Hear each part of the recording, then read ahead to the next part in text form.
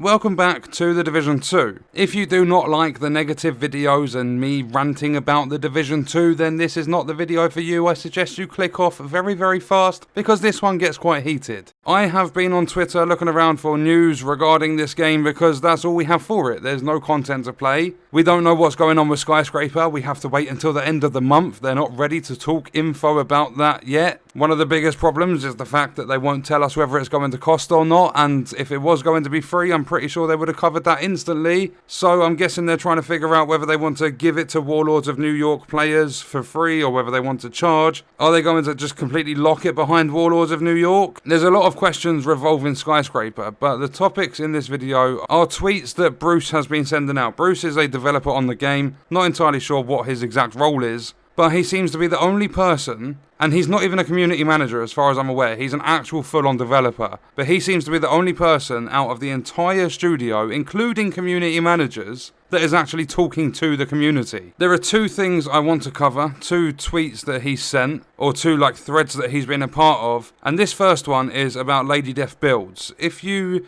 know about PvP, the last time I spoke about it, I said Foundry Bulwark was the meta. I think I was a little bit late to that, and I think it had already switched to Lady Death, but they basically did nerfs on Foundry Bulwark, and players stopped using it because the armor regen wasn't so powerful, and blah blah blah, move on, it's Lady Death time now. Bruce has put out a reply to someone saying, tanky Lady Death builds are definitely strong and common, but is the overrepresentation a result of the build being too powerful, or just very easy to use or exploit due to the amount of cover and line of sight blockers available when closing the gap? Not a rhetorical question, by the way. Number one, I don't like the fact that the word exploit is being used, because if you're running a build and there's nothing in there like the damage glitch that we had, which was probably the most fun I've ever had on the game, just going to keep bringing that up just to kind of remember it, because it was a lot of fun doing that. I mean, it made you actually feel powerful, but the Lady Death, I don't like the word exploit, because if you're putting a build together and it's strong, as long as you aren't doing any form of a glitch,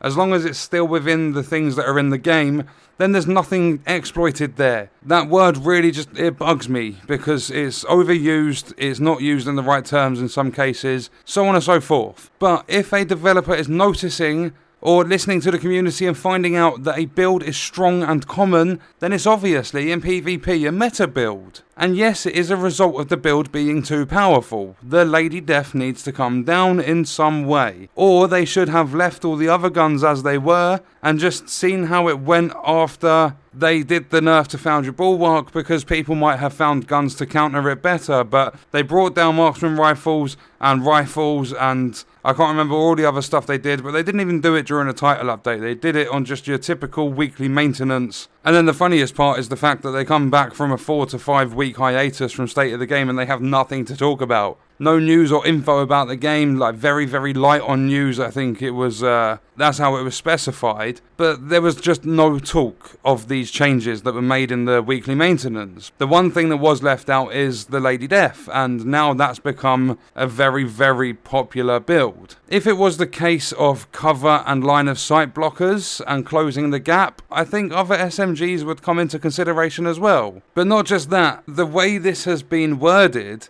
very easy to use or exploit due to the amount of cover. It's a cover-based looter shooter. You're supposed to have a lot of cover. And I would hope and pray that the cover would make things easier to use, because that's what this game is based on, is using the fucking cover. But this is a big thread. There's a lot of replies on it, and I don't think as many as your typical, oh, we're doing State of the Game today, or tomorrow, we got this week, talking about all these fancy agent highlights. Not as many replies and stuff as one of those threads, but there was a lot from what I saw. It means one thing, doesn't it? Because you shouldn't necessarily bring the Lady Death down. It's obviously going to make it harder to bring everything up to the Lady Death, but it comes back this is a circle that keeps going round, but there's like a little slit in part of the circle, and we keep getting stuck in that little section. That tiny little crack in the circle is where we keep getting stuck, and that's balancing, and balancing changes. It seems as though this circle, just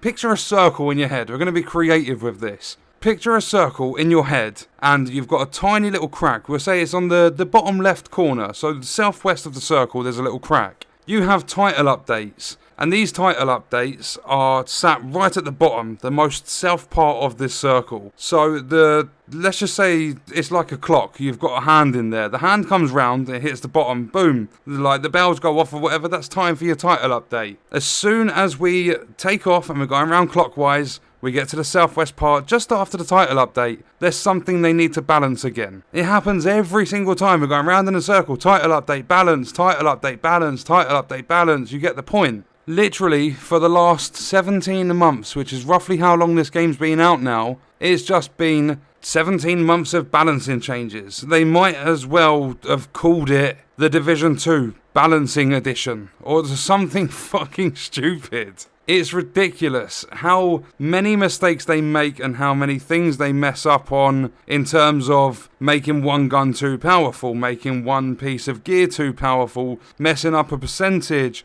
Then there's a load of other bugs and stuff thrown into the mix. You're spinning this fucking cauldron round and you're getting nowhere. But that's the Lady Death. The next one is from Gary Scott. This is also on Twitter, @BruceWK. Any plans to completely rework the Merciless now that we have another rifle exotic that shoots detonators that eventually explode? Just seems that their talents are similar, and Ravenous is just extremely better. Bruce then goes to reply, they are a bit too similar. Any suggestions? Gary goes, a specific one? No, I was just thinking of an exotic that augments skills. Blah blah blah, so on and so forth, you can see it there, image on screen. Bruce says, agreed, an exotic that synergizes more with skill builds is needed. Are you fucking serious, Bruce? Really? 17 months? And how long's the Ravenous been out? Wasn't it the 30th of June they did the world's first for this raid? That's how long the Ravenous has been in the game. There was a PTS where players could test it beforehand. There was obviously you lot in the studio creating the fucking gun, and not a single one of you smart cookies had a brain cell between you to think, oh my god, this is so similar to the Merciless. Haven't we already got another gun that works incredibly close to how this one does? The only difference is, the Merciless,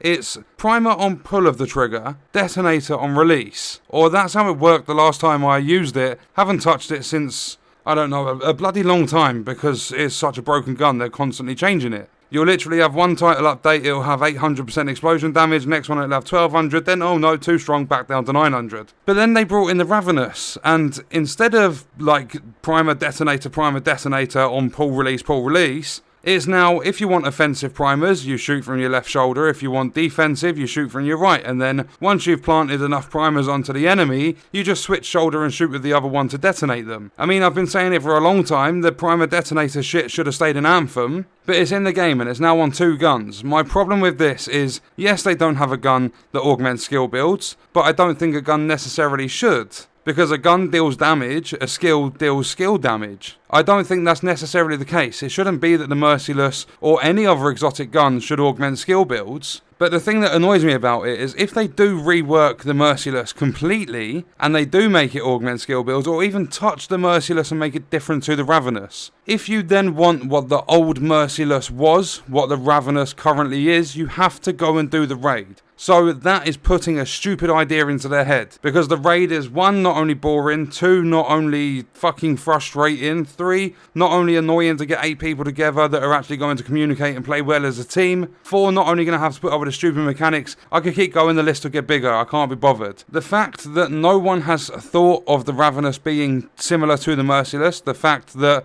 they haven't reworked any of the exotics, I'm going to say since Warlords, and actually made them worth using. Literally, for a PvE player, the only exotic I've used, I'm going to say the only one, besides challenges and stuff, the only exotic I've actually really used that I've placed in my build is the Pestilence. I've tried Nemesis, tried Mantis, not really a big fan. The only one that I actually like personally is the Pestilence. So I don't know, it gets to that other point in the circle of you have the south part again, being the title update, then you have the southwest of them needing to do balance changes, and then just before it hits the title update, or as it comes round and it's a little bit later into the title update, let's put this next crack in this circle to the northeast. So you've got one at the top right, one at the bottom left, then you've got your nice little pointer, which is the title updates at the bottom. So they release a title update. A couple of days later or something, they need to do balancing changes because they messed up with something in the title update, and now one thing in the game is really, really strong. Then it comes background, and when it gets to the top right, so about 1:30, if you're using a clock, it gets to that point and people realise that a lot of stuff is weak, some things are strong, and it gets to the point where they need to rework the whole system. Loot drops aren't working, targeted loot is shit, rolls are fucking dreadful with rainbows plaguing the entire game. And then we have to wait for the major title update to come out, and I'm not going to fill that circle in anymore. I'm pretty sure some of you would possibly have got confused already. But that's literally it. We are stuck in this circle with two cracks, one top right, one bottom left, and literally we get on the south part, we get the title update, comes out, then we get stuck in a crack, we move on, get stuck in a crack, move on, title update, same thing again.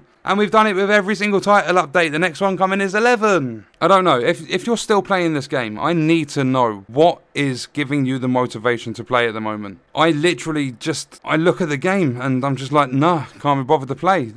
I would rather just go and play a shitty little indie game that's had no passion, that's buggy as fuck. I'd rather just go play that. One that I have no interest in at all. Because I love Division 2. I don't have a problem with playing the game, I just have a problem with loading it up and having nothing to do on the game. The last thing we had, PvE based that players could actually participate in without going to ridiculous measures, was Warlords back in March. Which, by the way, the main boss of that is still broken. We're now 5 months after release and they don't actually have a fix. That's the main boss of a paid expansion, by the way, for those of you that are going to say, oh, you're always negative, and at the moment, we don't know anything about the upcoming PvE content, whether it's going to be locked behind a paywall, whether you're going to need the expansion for it, whether it's going to be free. We don't know anything because they won't clear up information about it until the end of this month. They'll start talking about it, so we're probably going to expect to see that, I'm going to say, sometime between mid-September to mid-October, so it will be like 6-7 months after Warlords for the first bit of PvE content to come into the game. I don't know. How do you get the motivation to play? And by the way, before anyone says, oh, you're still playing, this footage is before TU 10.1. I haven't played this game in weeks. Haven't even loaded it up to stare at a wall. But on that note, I'm going to leave the video there. Let me know all of your fantastic thoughts and stuff in the comments. What do you think of all this stuff? Do you play the game? What are your thoughts on the game as a whole? And also, what are your thoughts on these topics we've covered in this video? Let me know all of that juicy stuff in the comments. I hope you guys enjoyed the video. I will see you in the next one. Thank you for watching.